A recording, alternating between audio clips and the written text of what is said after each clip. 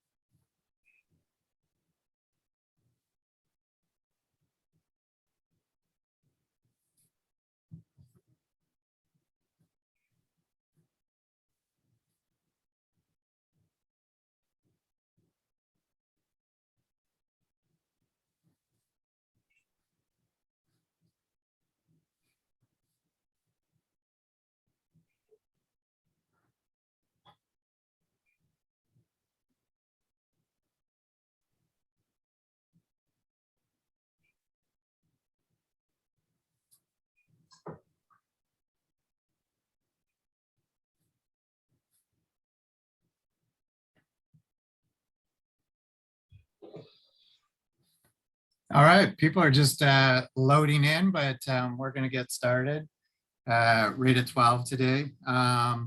Welcome everyone to today's Future of Work webinar. Today, we're going to be learning a little bit more about immigration. So we're calling this Immigration 101. My name is Jonathan Coleman. I'm Executive Director of AWIC. You can find us at awic.ca. I mean, you're already here, you're already subscribed, so I think you probably have a good idea who we are. But for more information, reports, and data on Algoma's local labor markets, you can visit our website at awic.ca. Today is part of a series of workshops that we are running in the month of February. Last week, we actually kicked it off with Linda Nazareth. If you're interested in seeing her webinar, it is actually recorded and you can find the link on our website at awic.ca/events. Today, as I mentioned, we're going to be going through immigration, so I'll introduce that a little bit more in a minute. Next Wednesday on February 23rd, we're going to be joined by Nora Young, and she's going to be talking about big data to your data. So just talking about data-driven technologies and how they're shaping the future, basically, and also shaping the future of work. And finally, on March 2nd, we're going to be joined by Tricia Williams from the Future Skills Center. And she is going to be talking about the future of work trends from their perspective and the modeling they do for the future of work and what occupations and skills are going to be needed and what kind of training is going to be needed to meet those skills demands of the future. Just a bit of housekeeping. Today, the webinar is going to be about an hour, so we'll probably be wrapped up by 1, but there will be plenty of time for questions and answers at the end of the webinar. So if you do have a question, we do ask that you type it up or put it into chat. You can enter it in there at any time during the presentation. I like to do that because sometimes I forget when a question pops into my head if I wait till the end. So type your question in as soon as you think of it, and then we will circle back and get those questions answered.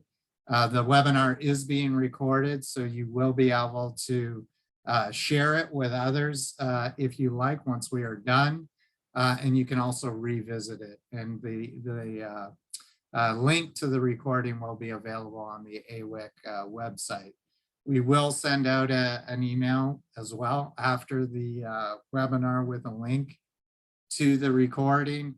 And following the webinar, we do have a short survey that we ask you to fill out just so we know how we're doing in terms of these webinars, and it's important for us to hear the feedback about it.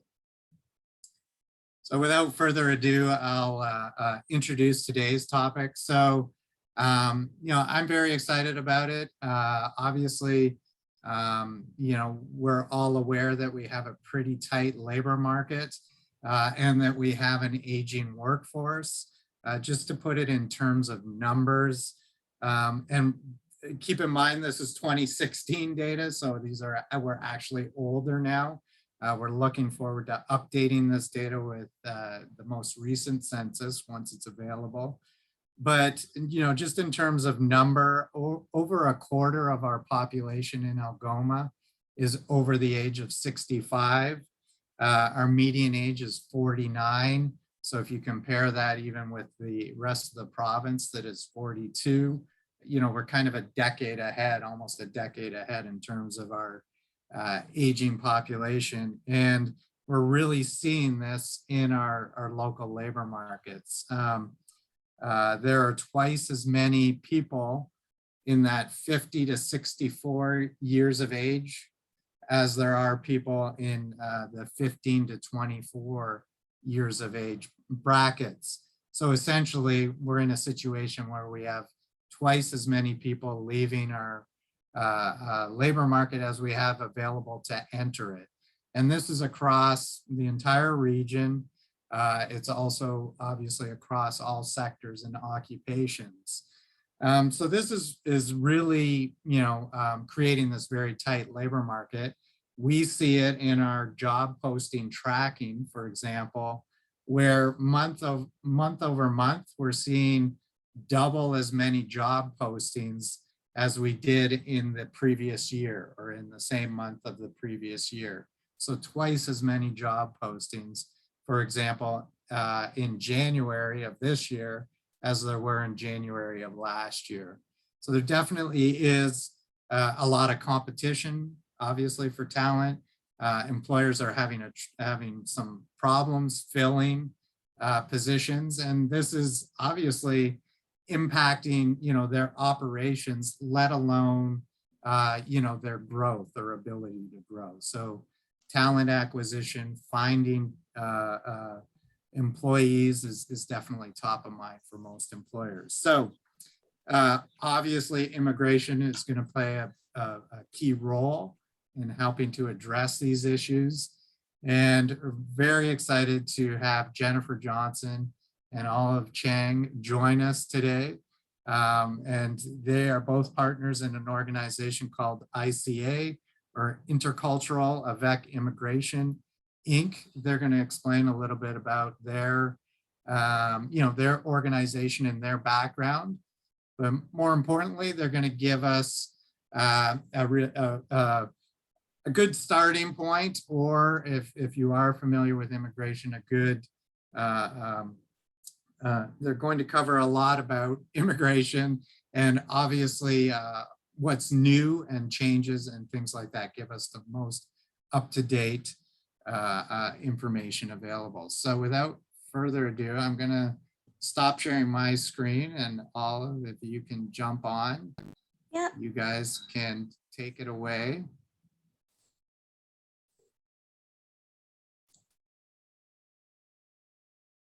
And that looks good on my end. You are all set. Yeah. Thank you for the intro, and thanks for everybody for joining us today. Let me start by acknowledging that I'm tuning in today from the Robertson Huron Treaty Territory, and the land we're gathered on is the traditional territory of the Anishinaabe, specifically the Garden River and Batchewana First Nations, as well as Métis people. I'm aware of my responsibility in reconciliation, especially because we're here to talk about immigration and inviting more people to the land that we now call Canada. At ICA, we do this by focusing on intercultural communication and having discussions around this topic. It's quite core for us, in fact. Our mission, our reason for being is we provide immigration services to employers and to immigrants themselves. And we see this as contextualized in international cooperation. This is why we like to bring in the discussions around intercultural work and immigration, because we are bringing people together. We're going to be covering a few topics that we think are relevant to the Algoma region today. There's going to be a lot of information, and that's why we're here, hopefully, to repackage this in a way that sends you off with some useful takeaways.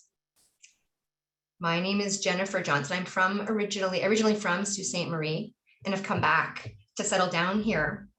And one of the things that led me to go this way is my time studying and working in France, where I basically cried my eyes out in the bathroom on a regular basis because I was having a hard time belonging and fitting in there. So it became important to me to support that experience for others. I hold a designation as a regulated Canadian immigration consultant, as well as an administrator of an assessment tool called the Intercultural Development Inventory. And these became of interest to me after the work that I've done in the employment sector and the post-secondary sector, because I noticed there were some gaps. I was at Sault College for some time, and students were hiring immigration professionals from outside of the region. There are a few companies now that provide service in our area, but this is one gap we hope to fill, as well as the support gap. I've seen students so many times struggling to understand what's expected of me here. And at the same time, the professor doing their level best to describe things as clear as possible, but something's just not clicking, right? So it's that experience of connecting that we aim to support. So we put the immigration services right up next to that support that communities need. Hi everyone, my name's Olive. Similar to Jennifer, I started working in the immigration industry inspired by personal experiences. So I was born in Taiwan and I immigrated to Canada with my family at the age of 6. So even though I came at a young age, growing up, I had constant struggles with my cultural identities of being Taiwanese and Canadian. And I find that the integration aspect of immigration is often overlooked in the immigration journey. So I started my career teaching ESL to international students as well as clients who are overseas. And that's where I noticed that there's struggles in navigating our immigration system. And they also struggled in finding quality service. And this led me into making a transition to start offering services in immigration.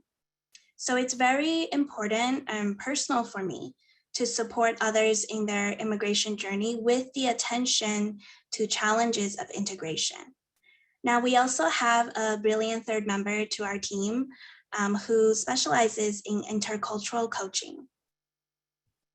Her name's Josie, and she recently taught me that I should say unseen spot instead of blind spot. It's these kind of things that she keeps us up to date on. And she's a co-founder of her sister company, which is called JJIC. So the three of us work together from different places in Canada, and a lot of our clients come in from all over the world. I want to set the scene today with introducing a few bodies that are relevant to our content. The first one is Immigration, Refugees and Citizenship Canada, and they basically select immigrants. They issue the permits and visas that foreign nationals require. The second is Employment and Social Development Canada. This is especially important for employers because that's the body to which, if you need it, you would apply to have approval to hire. The third body is the College of Immigration and Citizenship Consultants, which is our regulatory body. So in order to bring integrity to the industry, they have several measures in place, like a public directory to hold immigration consultants accountable, training requirements, insurance requirements, and all of these things that are meant to regulate the industry. And the fourth group is our private company located in Sault Ste. Marie, and we help immigrants themselves put in the applications to IRCC and employers to submit their applications to ESDC. And these processes are available publicly, so it's not required to have an immigration professional help with that. But the services are becoming more in demand because of the need in our region, as well as the programs changing on a regular basis makes it something that can be supported. Today, we're going to cover really a summary of things that we think might be relevant to the Algoma region. So we're not digging into any particular eligibility confirmation, we're going to do a summary of the things that we think are important to understand up front. And while there's a lot of information, we've just selected some today. We're going to cover hiring of foreign workers on a temporary basis and what to think about in the long term as a permanent hire. We're going to talk about international students and graduates and others who fall under different category of foreign workers. We're going to spend a lot of time talking about the labor market impact assessment process, which you may have heard of, and some options that don't require this type of approval. The slides you'll notice have the date on them because immigration programs and policy changes often. So what we're sharing today is really contextualized in our time now in February 2022. We're going to start off today with the first poll out of 4. They're super easy. And in fact, your participation gives us some insight into the Algoma context. So we encourage you to participate here. So the first question is, have you hired an international student or an international graduate? Let's see the answers coming in while I comment on what I've seen in Algoma in the last, let's say 15 years, as Sioux College and Algoma University are bringing in a lot of talented professionals. I hope that they're making their way to you because there's a lot of talent there. And what we do when we talk with our clients is introduce them to some of the conventions of job searching and networking in the Canadian context, because they're missing that web of connection, right? And we hope to build some of those bridges between the talent and then the employers.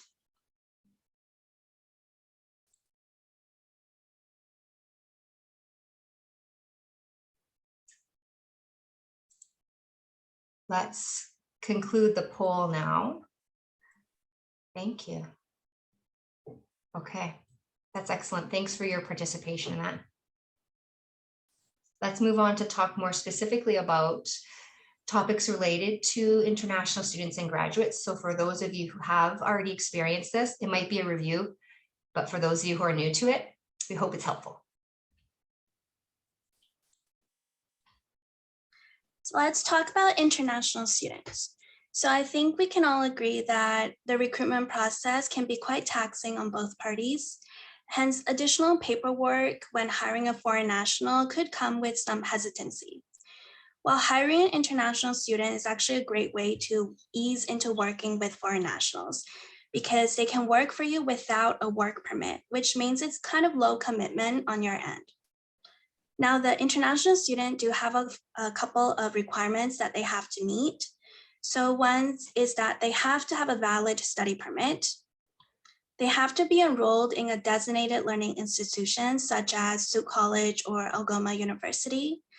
And it needs to be for a post-secondary program that is minimum 6 months in length that leads to a certificate, diploma, or degree. So let's use Josie here to help us animate the details. So let's say we turned her into a full-time student. She's studying at Algoma University for their 2-year grad certificate program. Can she work without a work permit? So if you want to participate, feel free to put your answer in the chat box. If not, don't worry about it. So in this case, the answer is yes, because she is attending a designated learning institution, which is Algoma University, and it's for a 2-year program that leads to a certificate.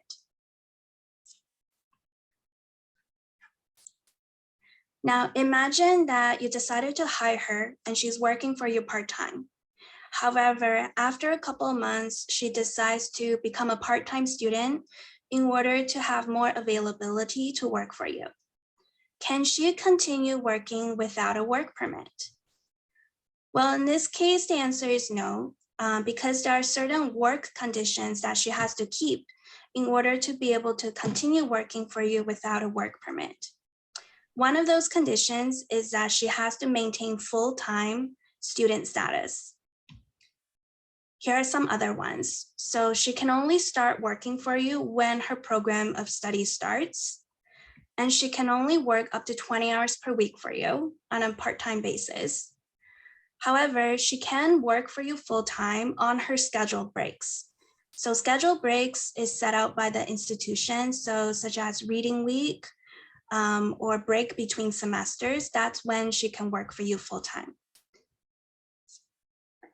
Now, some of you might be thinking that you don't need a part-time staff. What you're really looking for is a full-time staff. Well, in that case, you can consider working with foreign nationals who have a valid open work permit. So foreign nationals with an open work permit are not restricted to any employer or industry, and they're available to work for you full-time. There are two common open work permits. One is the spousal open work permit, which are for individuals who come to Canada with their spouse who has a valid study or work permit. And the next one is for international graduates, the postgraduate work permit.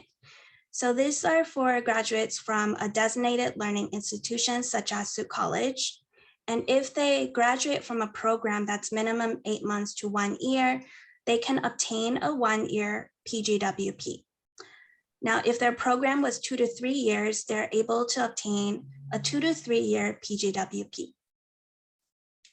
So once again, let's take a look at a couple scenarios here.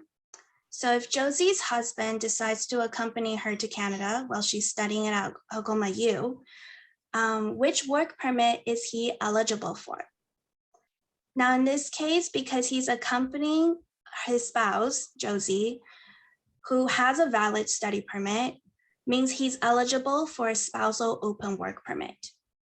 And yes, you can hire him full-time. Now, let's say Josie finished her studies at Algoma U and she has obtained a 2-year PGWP. Can you hire her? This one's also an easy answer, yes. You can definitely hire her and she's not restricted to a specific industry or employer. Now, how can you be sure she's legally able to work for you? Well, this is where this document comes in. So here's an example of a work permit or study permit. And every foreign national that you work with should provide you with this type of document. And I want to draw your attention to 3 areas. One is the expiry date, and the second is the conditions section.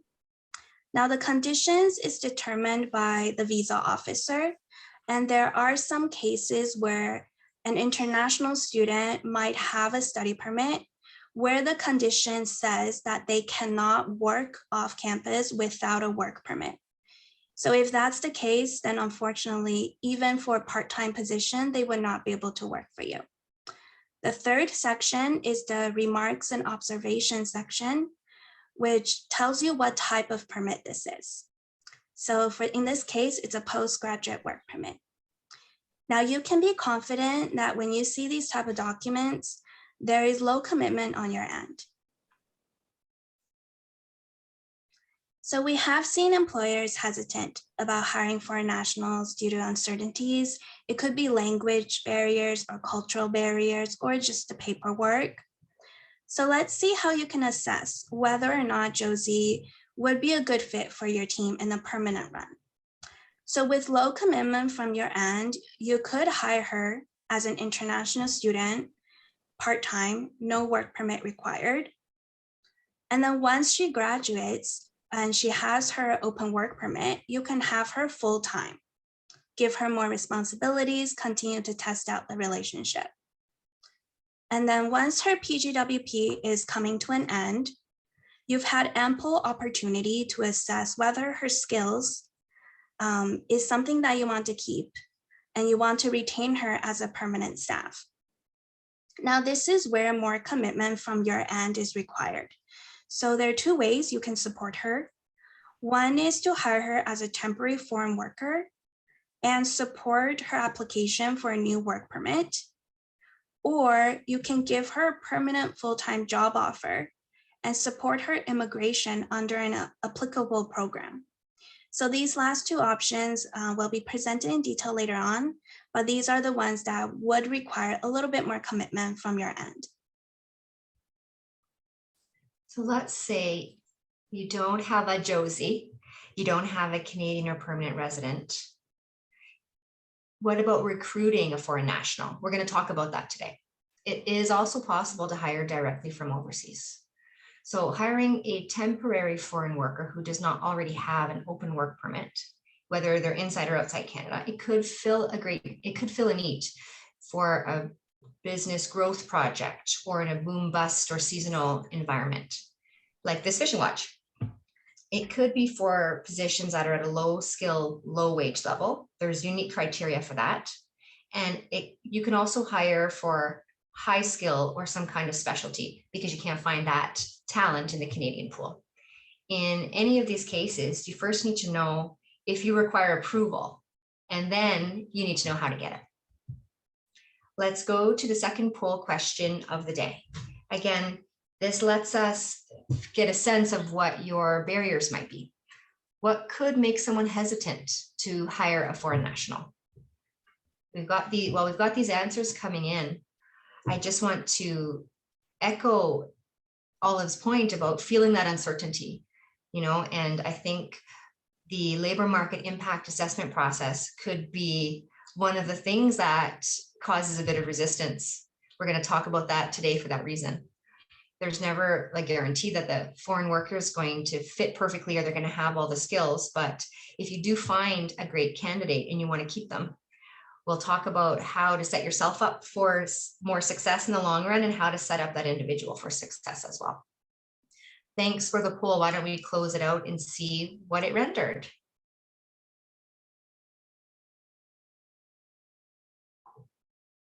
Okay, well, we're going to talk about the approval process. I'm kind of glad to know we're on track in that regard. Now you'll see a link pop up in the chat here. That's going to be to a summary map that's available on the AWIC website. We're going to cover it all today, but that resource is there for you. We're talking about the labor market impact assessment. This is something you may need in order to hire a foreign worker. And this again is done by the employer, submitted to ESDC for approval. It's basically an assessment of the impact that would happen on the Canadian labor market after a foreign national is hired. If the result is positive, then it gives the employer a 6-month window to recruit and hire a foreign national for a specific position. So let's say the ESDC determines that there's a potential positive impact. So that could look like hiring a foreigner would result in the existing Canadians keeping their job, or that person brings a certain skill, which leads to a business development initiative that allows the company to hire more Canadians or PRs. That in that case, ESDC is likely to produce or to find that to have a positive impact. And then you can proceed to hire that person or to hire for that position. On the other hand, if ESDC determines the impact is negative, such as they think it might take away opportunities, then they'll issue a negative response and you can't hire a foreign national for that position. So this process is one of the main things I think employers need to be aware of. And we don't want it to stop you. That's why we're going to create a little familiarity around it today, including talking about some of the eligibility criteria, and as well as some cases where it may not be required. So let's say you're looking for a project manager, and Josie, who's a foreign national, and Jennifer, who's a Canadian, have the same qualifications. In this case, can you apply for an LMIA to hire Josie? Well, we don't want you to waste your $1,000 because in this case, ESDC might determine that that has a negative impact on a Canadian. But what if Josie speaks Mandarin and she has experience that allows the company to execute a project that expands the business? In that case, can you apply for an LMIA to hire Josie? But she'd have me trumped in this case, unless of course I had the Mandarin skills and the experience that she had. We'll look at a third example, but we're switching the occupation here to animate another point. Let's say you're looking for a personal support worker or caregiver. You've been actively recruiting for a while, interviewed several candidates, and you really haven't found a suitable Canadian or permanent resident applicant who's willing to do the job. Can you apply for an LMIA in that case? So if you have the appropriate recruitment efforts documented, yes, that would be a situation to consider applying. But in this case, you might not need it. Because as we know, healthcare workers are in high demand in Canada, and the government supports this through immigration policy. And there are some programs that are intended to attract healthcare workers. In this case, there could be some exemptions to the requirement for an LMIA. So a better question to ask is, do you need one? We'll look now at a few of the other scenarios where the exemption could exist.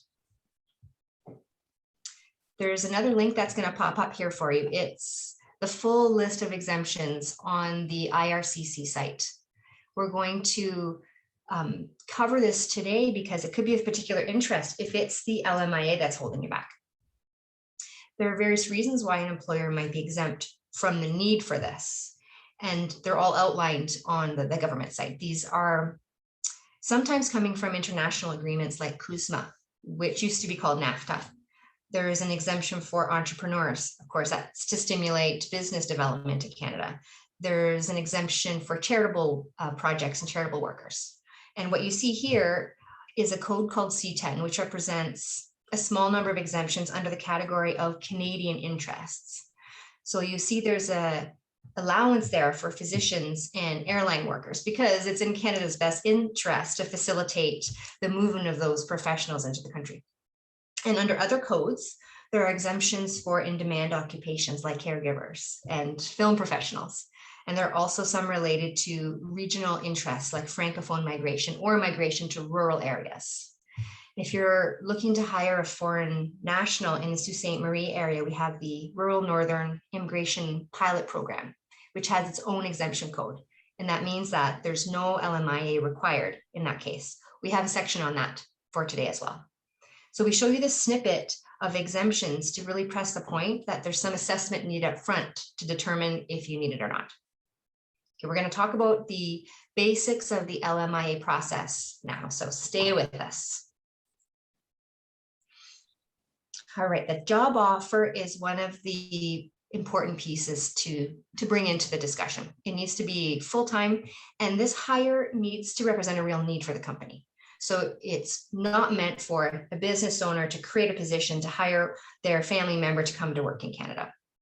The business has to be operating in Canada with a history of compliance and show that it has the means to pay the wages, and the wage has to be at fair market value. The wage is a pretty key factor in the application for the LMIA because there's actually two streams, two separate application processes. One is for high wage positions and the other one is for low wage positions. And the cutoff point is the provincial median wage, which at this point in Ontario is $24.04. For the sake of our session today, we're going to provide some information about the high wage requirements, but we just want to note that in the other stream, if you hire somebody at a wage under $24.04, there's slightly different criteria for the application there. In any case, the fee is $1,000 for each LEMIA. That means for each position. So if you need 10 workers, you need an LMIA for each one, and that's going to cost you 10 grand. So as the employer, you can submit that application to ESDC on your own, or you can hire a professional to help you with it, and then you've got the professional fees. So we've highlighted the third point here, cannot find a Canadian or permanent resident. And we really want to spend some time on this point because it's a little subjective. And the success of the LMIA application kind of hinges on your ability to make the point or make the case to prove that you really can't find a Canadian or permanent resident to fill the position. This is done with a recruitment strategy that meets certain criteria. And the outcomes are documented. All of that kind of gets wrapped into the application and submitted. We're going to go over a couple of key aspects of the recruitment that's required. And before we jump there, we want to engage you in one more poll. The question here is, which sites do you use when you're recruiting applicants?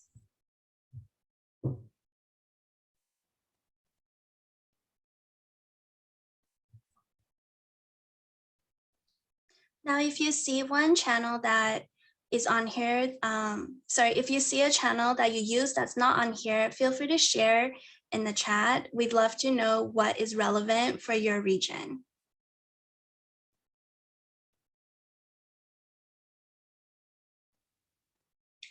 So let's conclude the poll now.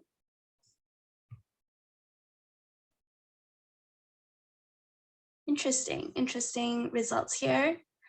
So the recruitment process is actually a very important part of the LMIA application because once again, the LMIA process, the whole point of it is to fill the labor shortage that we have in Canada, not to fill the Canadian labor market. So that's why we need to prove to ESDC that you cannot find a Canadian or permanent resident to fill the position before you can hire a foreign national. So the way that you can prove this is through our recruitment methods. So once again, today we're highlighting what is relevant for the high wage stream, which is relevant for your region. So you must recruit with minimum 3 methods, and it must occur in 4 consecutive weeks. So one of the methods has to be Job Bank Canada, and you also have to use their job match function. Now, the other 2 additional recruitment methods has to be industry specific, and one of the 2 has to be on a national level. So this means it's accessible for applicants across Canada. And it is crucial for you to document your recruitment process in detail. So this includes having a list of all the resumes that you received, the ones that you reviewed, applicants that you interviewed, and the reasons why they were not chosen. You also need to include the type of job advertisements that were used, the details that were included in those ads. And all of your activities must occur 3 months before you submit your LMIA application to ESDC. And during the waiting period, while ESDC is processing those applications, one of your recruitment activities has to be ongoing. So if you find a Canadian or permanent resident while you're waiting, you have to hire that individual. So let's take a look at a couple of scenarios here. So let's say you're actively recruiting on Job Bank Canada, Indeed, and Monster. So does this meet the recruitment requirements? So if the additional 2 recruitment methods are also online, they have to reach a different audience and they need to have a unique value. So in this case, all 3 of these different channels would be considered as one method of recruitment. Now, can you use a recruitment agency to help you? Yes, you can definitely use a recruitment agency to help you with the hiring process. However, they must keep a detailed documentation of their recruitment process and be willing to share that data with you, because you do need to include that in the LMIA application so that you can speak about it fluently to ESDC. Now, let's say you posted ads on a specialized website specific to your industry. You also posted ads on your local bulletin board and you plan to attend a couple of job fairs. So would this meet the requirements of having 3 different recruitment activities? Well, the answer is tricky here because one of the requirements is to use Job Bank Canada.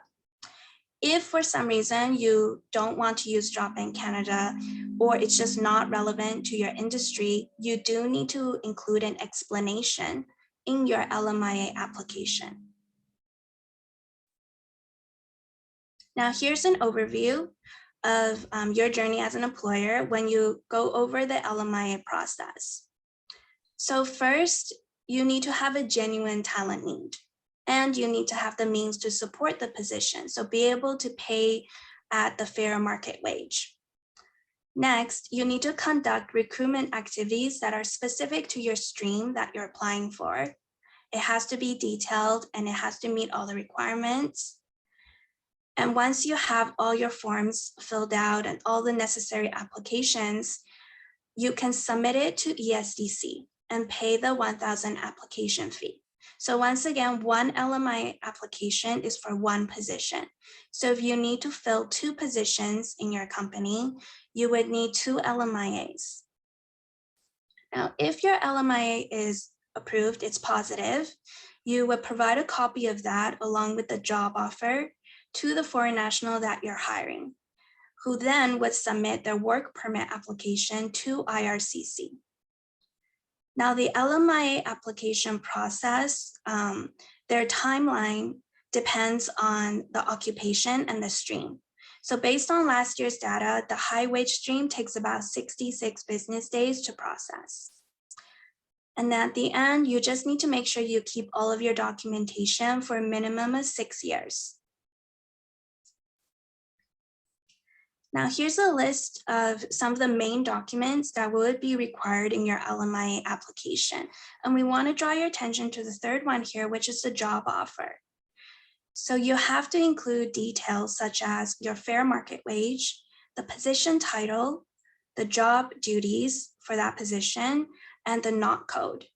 So this is forward thinking in case you want to retain the employee permanently.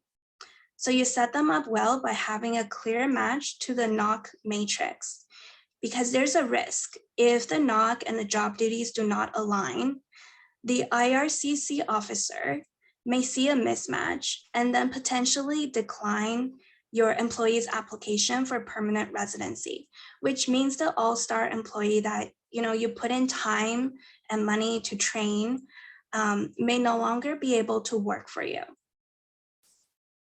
Now, many immigration programs are meant to strengthen the Canadian economy. So that's why a lot of them do require work experience and or a job offer for a position that's NOC B or higher. So if you take a look at Josie's scenario again, by the time she graduates, she likely has spent 50,000 Canadian dollars on her education. If she cannot gain a 1-year work experience at NOC B or higher position, she might not have any options to obtain her permanent residency down the road. So that shows you why when she is looking for a job, she's strategically also thinking about what type of job is going to qualify her for an immigration program.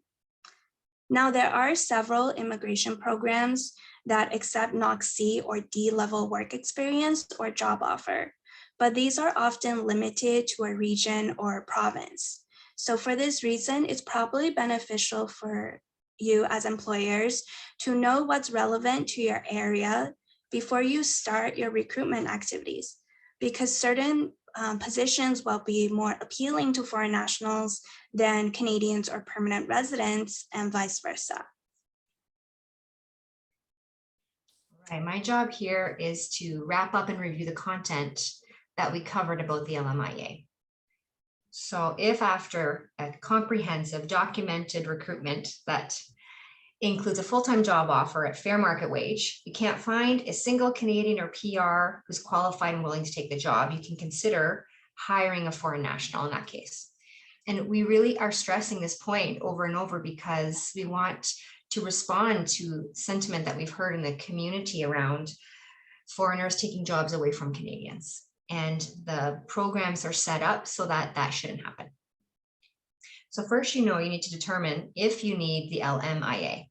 There are some exemptions that we covered based on factors related to Canadian interests that could be touching on occupations or regional needs. If you qualify for the exemption, you can offer the job to the foreign national, and then it's that person's responsibility to proceed through the process of applying for the permit that they require. Now, in situations when the LMIA is required, the application process depends on the wage because there's two streams, high wage and low wage. All the documents, including the recruitment effort, gets included in the package. That goes up to ESDC and they determine whether the hire will have a negative or positive impact on the Canadian labor market. And then if the positive result comes back positive, you have 6 months to recruit and to hire a foreign national for that specific position. Is anybody from the time where we had pop-up videos? That's not going to, what we're going to do now is not as fun, but we're going to do a little pop quiz here. First question, can you begin the process of applying for the LMIA before you know who you want to hire?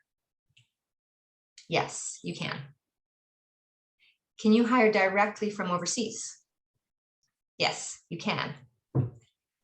While you're waiting for the results of your LMIA and you find a Canadian who's eligible to do the job and wants it, do you have to hire them? Yes. Can you hire low skill, low wage positions? Again, yes. Finally, would your all-star employee, Josie, who's striving to obtain her PR, be more interested in a position at NOC B or higher? Yes. Now we're going to move to the fourth poll to check back in with our audience here. The question is, what is your experience with immigration? And we ask this because philosophically speaking, until we do something, it's unfamiliar to us.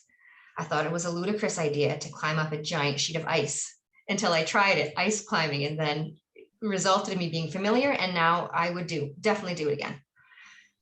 We want you to feel the same way about the idea of hiring a foreign worker. It's expensive to train. It's in your best interest to retain those employees who are really performing for you. And so it comes down to supporting them in the long run so that they can obtain their PR. Once they have that, then there's no more need for the LMIA or a work permit, etc. You can proceed without a lot of barriers. So there's in that case, no further requirement to be able to talk about like forever with your employee. Thanks for your feedback in the poll. I'm seeing a lot of answers coming in at I am unfamiliar. Hopefully after today, we'll shift that ever so slightly.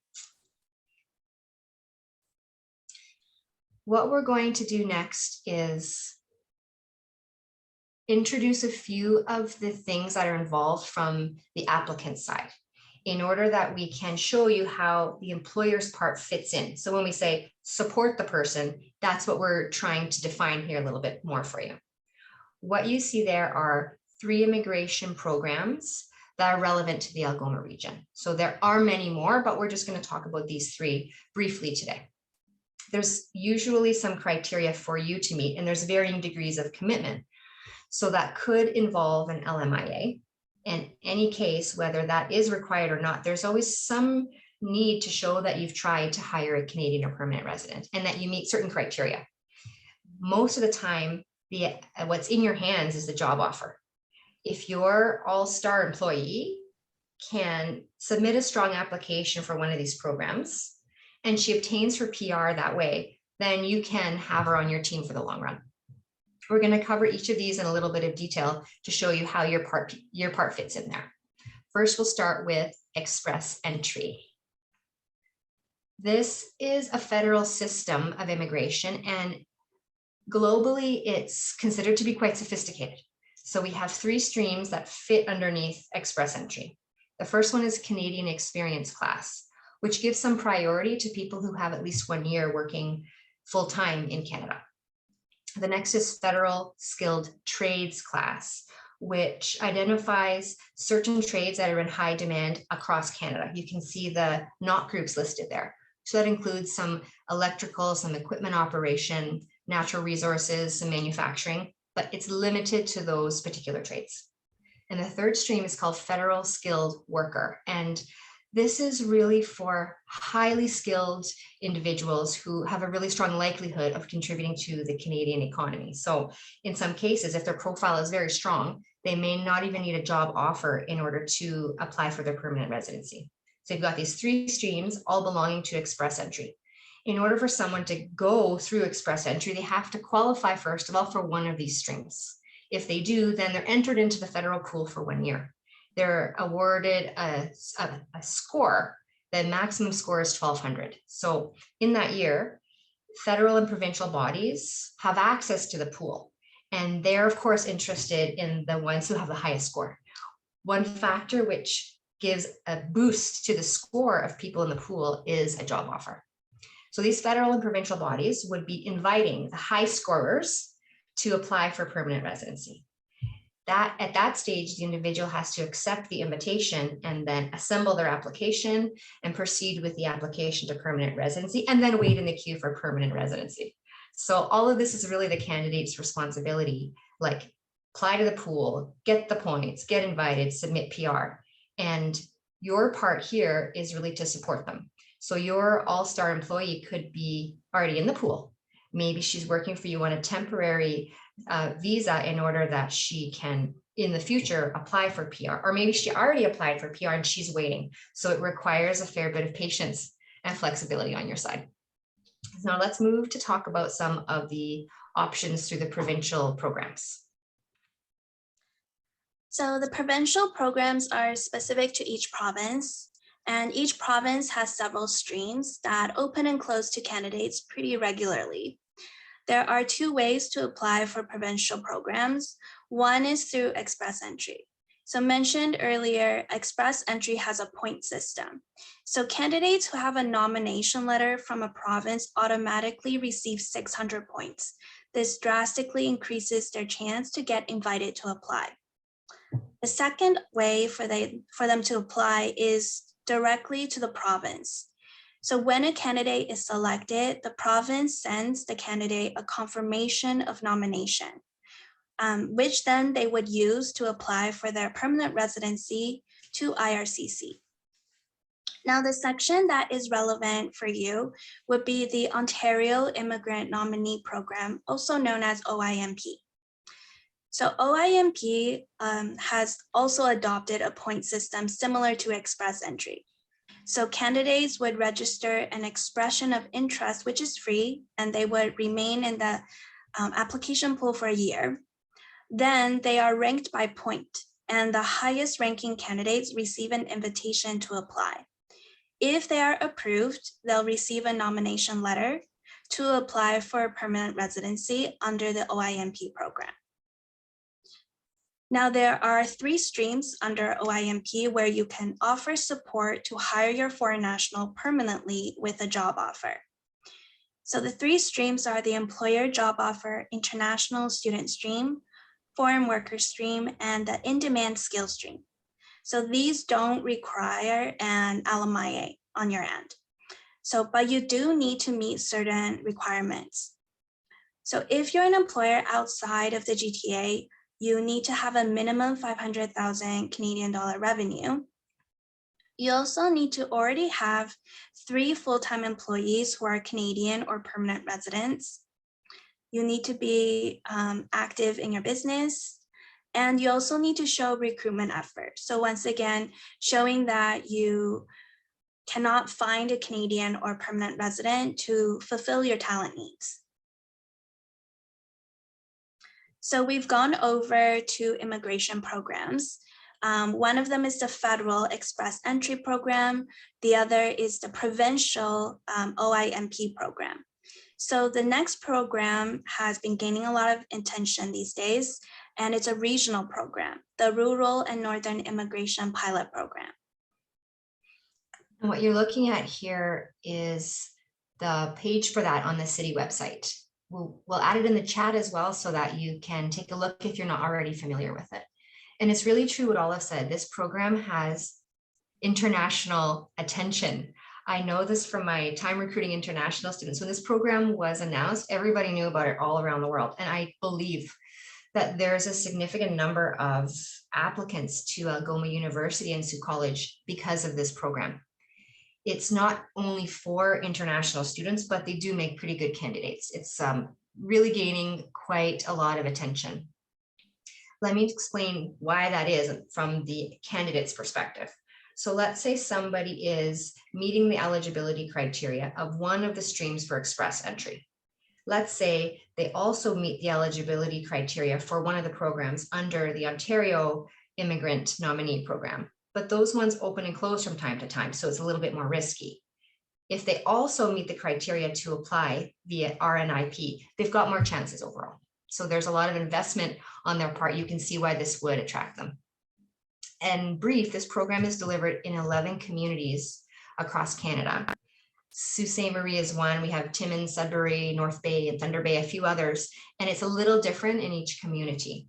Each one has their own application process locally and their own set of occupations that are targeted. So you can find Sault Ste. Marie's list of priority knocks on this website here. And what's so special about this program is that it doesn't require an LMIA, and it also includes a fair number of positions that fall under Knock C, where other programs tend to prioritize level B and higher. This one really speaks to our local needs by including occupations like trades helpers, assemblers, and laborers. And the way it works is the applicant themselves applies to a local committee in Sault Ste. Marie, and they're reviewing the completeness of the program. We have our own point system in Sault Ste. Marie as well. And they're also assessing how likely is it that this individual and their family is going to stay in Sault Ste. Marie. And at this point, if they approve them, their recommendation from the local committee gets included into the application for permanent residency. That individual can work for you in the short term while they're waiting for that application to be reviewed for PR. They really have to do a lot of the work when it comes to accessing this program, but your part looks like two things. It looks like providing a full-time job offer that exists on the list of priority NOCs, and also you must be authorized as an employer. We're going to cover a summary of the criteria for being authorized in Sault Ste. Marie. So the business needs to be located in the municipal boundaries of Sault Ste. Marie. So I'm sorry to those of you who are here today in other areas. The establishment of the business has to be there with a certain number of employees and with compliance to provincial and federal legislation. There's no LMIA required, but there's still the need to show, look, I really couldn't find somebody to do this job for me. And the second to last point is warming my heart every time I get to talk about it, because the employers are required to show that they're paying attention to the intercultural adjustment, that there's a plan of some kind or training of some kind that's meant to address inclusivity in the workplace. And finally, that full-time permanent job offer, which is kind of the core of a lot of these programs. Now we've covered Express Entry, which is federal. We've covered the Ontario programs ever so briefly. We covered RNIP. And what we're going to conclude with today is a few scenarios that show you how, depending on the applicant's profile, the programs they have access to may vary. So that's going to depend on their occupation type and level, their experience, their work experience, their education, their age, their family. All of these things determine which path they can take. One element that's a common thread throughout all of them is the job offer with a really clear NOC. And the reason why we've repeated this point over and over is because we speak to foreign job seekers all the time, and we find them saying over and over again, oh, I'm struggling to find a full-time permanent position in Sault Ste. Marie. So we created a couple of profiles to review what we just covered.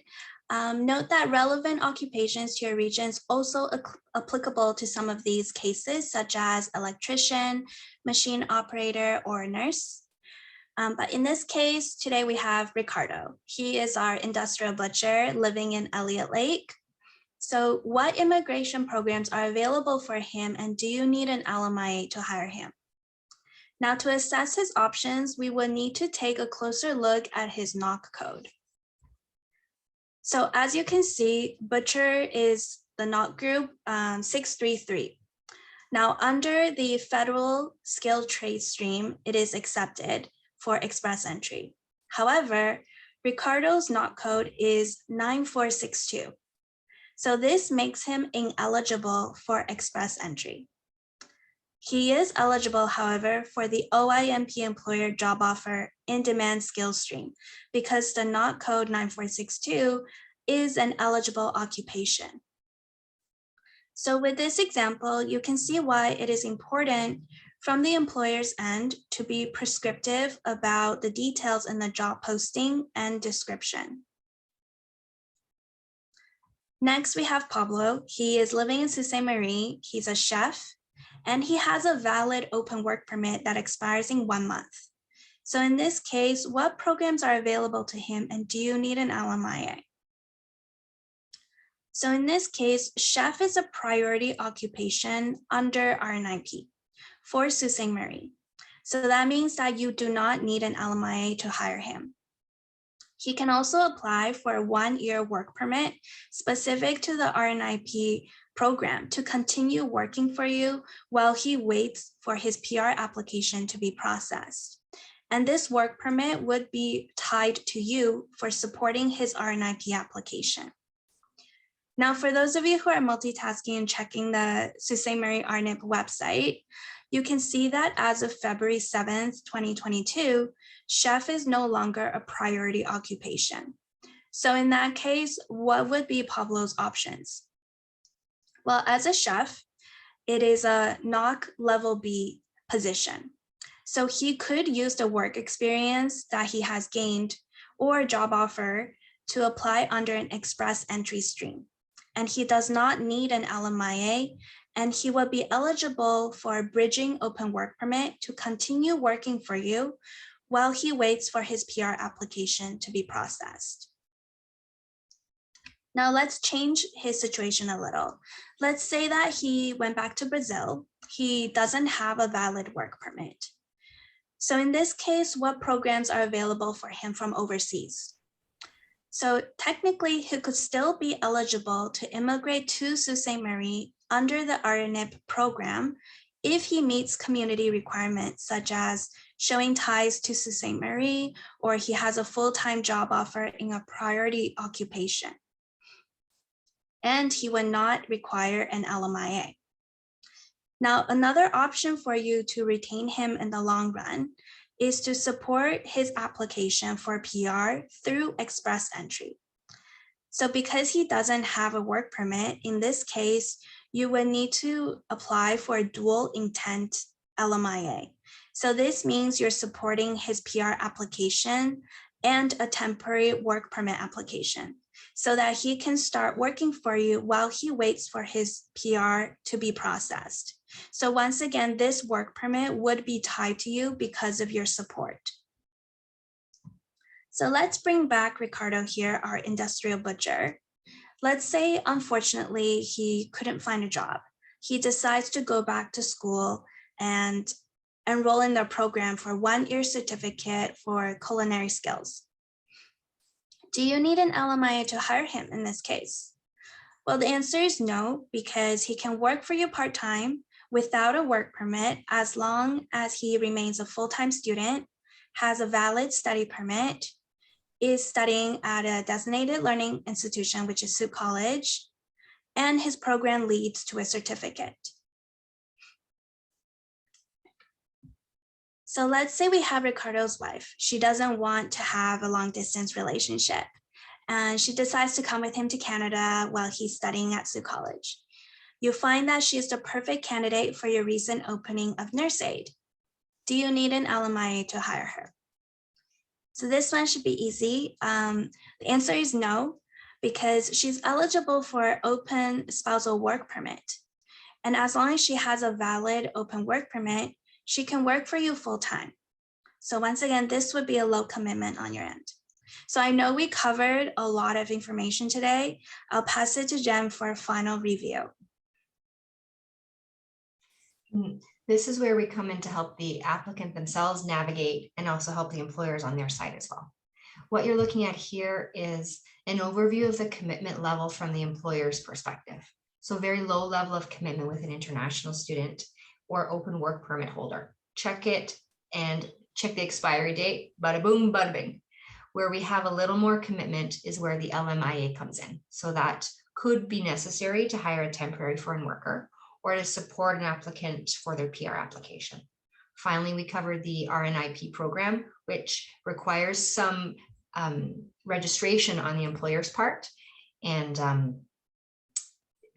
supporting the applicant locally. So regardless of which application stream an individual takes, we really want to leave you with the idea that there may be the possibility of hiring a foreign worker.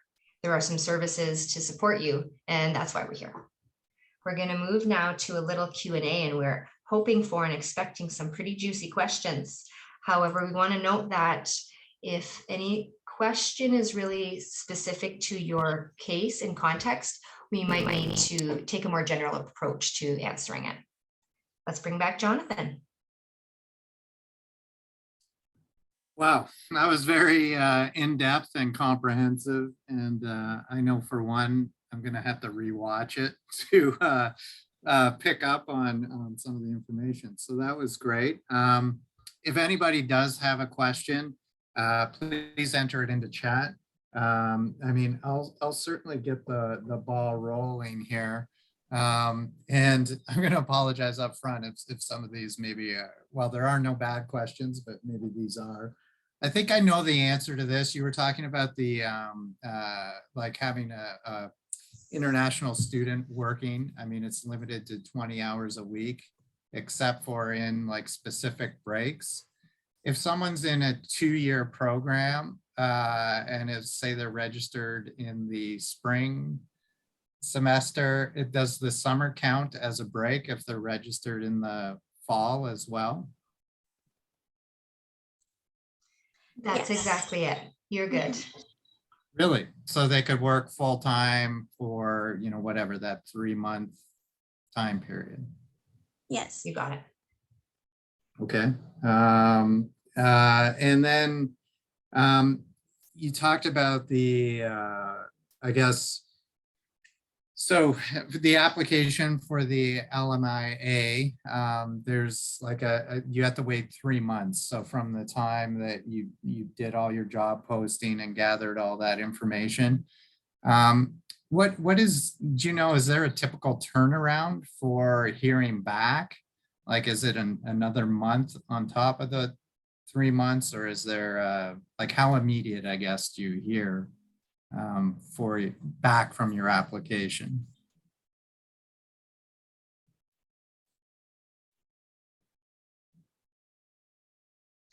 So to answer that question, if I understand correctly, you're asking if once they submit their LMIA application, would they hear back from ESDC? Is that correct? Well, yeah, what's the typical timing, I guess, to hear back? Is it like 2 weeks? Is it a month? Is it 2 months?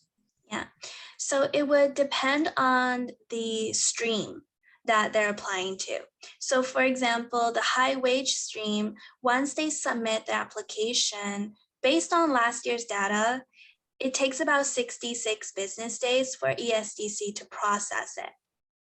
However, if it's in a high demand occupation, so right now they have a list, for example, healthcare workers are highly in demand. So if there was an application to hire a healthcare worker, that would have priority over the other types of applications. So it really depends on the position and the stream. Okay. That makes sense. And again, I mean, you clarified this a number of times, but if you're an employer and you had like 5 open positions, but it was the same job, same occupation, that's going to be, you're going to have 5 individual LMIAs for each one of those open jobs, even though they're the same occupation, same job posting. You're going to be looking at. That is correct. Yeah. So the reason why is because ESDC needs to assess whether hiring this one foreign national is going to have a positive or negative impact in the Canadian labor market. So that's why for each position, even though they might be for the same job, they will need it to have that assessment. So if there is 5 positions of the same job, you would need 5 positive LMIAs to have that go ahead to hire your foreign national. And I'd like to add a little piece in that, which is the recruitment efforts can double to show, you know, you wouldn't have to execute 5 separate recruitment efforts. It would be, your efforts are economized in that case. Right. Yes. Yeah. And I guess, you know, this isn't so much a question, but, you know, just best practices, I guess. If maybe you could summarize that, even if an employer isn't considering immigration, it probably is a good thing to start acting like they might need to or will want to in the future. So, I guess just what would you say the best practices are? Like, obviously one is document everything you're doing in terms of searching for employers, and is another like post everything on Job Bank. Like, could you just summarize maybe some like quick best practices for employers? Are those Sure. two of them? You're doing a good job here, Jonathan. Okay. An employer would set themselves up well with those two tips you already mentioned, including being aware of the various avenues for recruitment that would create for them a strong case. Look, I sent this posting out through the job bank, but I also use another avenue and another avenue and another avenue. So knowing those criteria up front could shape the recruitment effort in a way which, if you don't find a Canadian or permanent resident, you've got everything in place there. You want to add something, Olive? I think that's a great way to set yourself up, because whether or not you are determined to hire for a national, the ultimate goal is your talent needs to be met.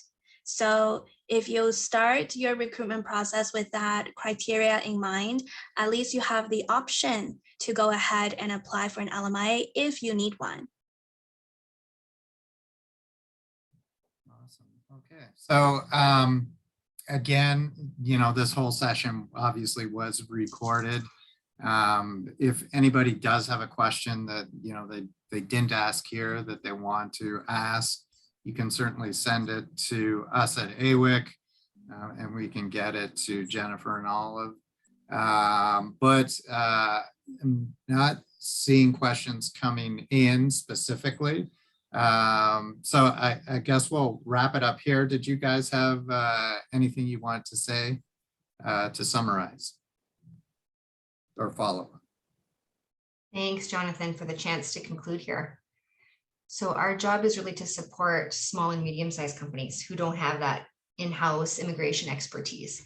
And so we do that work with the employers. And then on the other side, we work with the individuals themselves. And we're always coaching those individuals around how they can integrate and connect themselves to the fabric of our society, right? That makes for a kind of swift network to be made. And we also support the employers with kind of training needs and any of the consulting required around equity, diversity, and inclusion transformation. So we do that with some micro events with graduates from a certain program and employers who have a need, and kind of bring those people together. We're doing a demonstration of some of the training that we provide at the end of February. So that's available. There's a few spots available in that if anybody's interested to see how we do that. And essentially we use the intercultural competency level of the group to design the training. After the training, we can retest to see how effective it was. So that's coming up for registration if anybody here is interested. We're so glad that all of the folks who joined today are involving themselves in the solution. So we're glad to be part of that. And we thank you, AWIC, for bringing this session to the community. Awesome. Well, thank you. I'm just going to bring my screen up here again.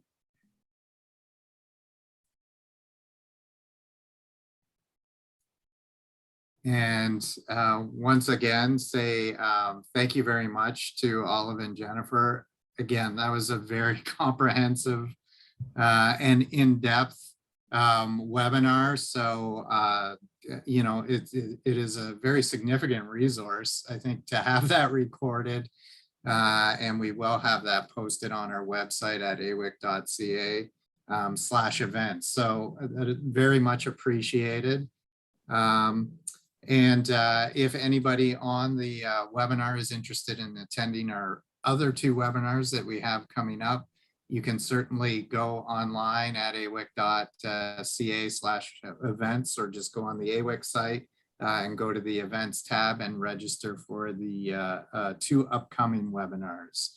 The last thing I would like to mention before we sign off is Northern Policy Institute is running what they're calling Measurement Month, where they're gathering information from employers and job seekers across Northern Ontario to obviously fill in some information on specific trends and issues that both employers and job seekers are facing right now in Northern Ontario. Immigration obviously plays into the employer survey. So anybody on the call can actually fill out or complete these surveys. And they're available at Northern Policy Institute. So northernpolicy.ca is their website. You'll see a link or a banner at the top of the site that will take you into these different surveys. And this is great for organizations, obviously, like AWIC.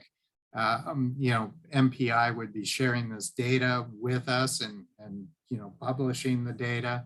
And it really does help fill in gaps that we might have in obviously knowing specific things about obviously the issues and trends that we face in Northern Ontario. So with that, we're going to sign off here. Again, thank you very much to Olive and Jennifer. And thank you all for attending the webinar. I hope everybody has a great afternoon, and hopefully we'll see you next week. Thank you. Thank you. Bye, guys.